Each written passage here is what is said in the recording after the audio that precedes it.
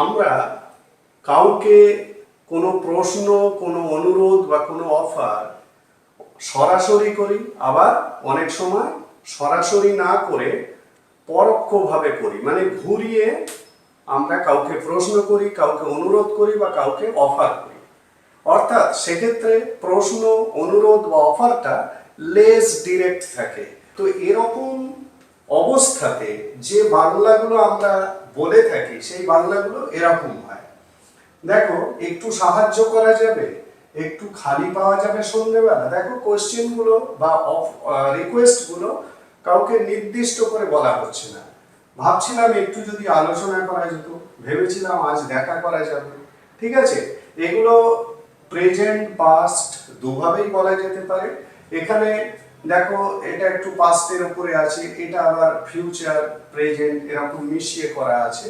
তাহলে এগুলোকেই আমি এখন দেখাবো কিভাবে ইংলিশে বলতে হয়।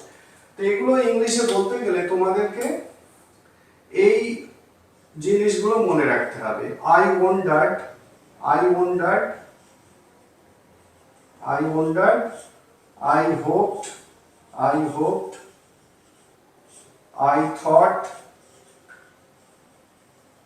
I thought, বা did you want, did you want, ঠিক আছে। এই ফ্রেজগুলো ইউজ করে তোমরা এই ধরনের রিকোয়েস্ট, এই ধরনের কোয়েশ্চেন, এই ধরনের অফারগুলোকে করতে পারবে, এবং সেটা ইংলিশে। এবারে দেখবে এই ওয়ান্ডার্ড, এগুলো কি? এগুলো হচ্ছে মোর পোলাইট, অতিরিক্ত ভদ্রভাবে, অতিরিক্ত নরমভাবে যখন কাউকে প্রশ্ন করছো, কাউকে রিকোয়েস্ট করছো, কাউকে অফার করছো, তখন এই I wondered, I hopped, I thought এরকম ভাবে ইংলিশটাকে বলতে হয়। এগুলোকে অনেক বেশি পোলাইট, অনেক বেশি নরম করে যখন বলবে, তখন এগুলোকে I was wondering, I was hoping, I was thinking এরকম ভাবেও বলা হয়, ঠিক আছে। তো এগুলো মানে সিম্পল পাস্ট, মানে ওয়ান্ডার্ড বা ওয়াজ ওয়ান্ডারিং, হোপড বা ওয়াজ হোপিং এরকম ভাবেও বলা যেতে পারে, ঠিক আছে। এবং সেইভাবে বললে আরো বেশি পোলাইট শোনায়। মানে আই ওয়ান্ডার্ড না বলে আই ওয়াজ ওয়ান্ডারিং বললে অনেক বেশি পোলাইট শোনায়, প্রত্যেকটাই তাই। তাহলে আমি এখানে শুরু করছি, একটু সাহায্য করা যাবে। তাহলে আই হোপড বা I wondered, I wondered, I wondered if you could help me. এটা এক ধরনের রিকোয়েস্ট, ঠিক আছে।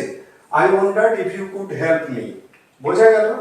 এটাকে আরো বেশি পোলাইট যদি করতে চাও, কি বলবে? I was wondering if you could help me, ভাবছিলাম একটু সাহায্য করা যাবে, ঠিক আছে। ঠিক এইভাবেই কিন্তু ইংলিশটা বলতে হবে। একটু খালি পাওয়া যাবে সন্ধেবেলা, বা সন্ধেবেলা একটু খালি পাওয়া যাবে, একইভাবে আই ওয়ান্ডার্ড বা I was wondering, I wondered if you were free, free this evening, আজ সন্ধ্যেবেলা, ঠিক আছে। দিস ইভিনিং মানে আজ সন্ধ্যেবেলা। I wondered if you were free this evening, বোঝা গেল। এটাকেও আই ওয়াজ ওয়ান্ডারিং এরকম ভাবেও বলতে পারো। পরেরটা ভাবছিলাম একটু যদি আলোচনা করা যেত, তাহলে কি বলবে? আই হোপড, আই হোপড ভাবছিলাম, বা I was hoping, I hoped if we could discuss, we could discuss this, we could discuss this.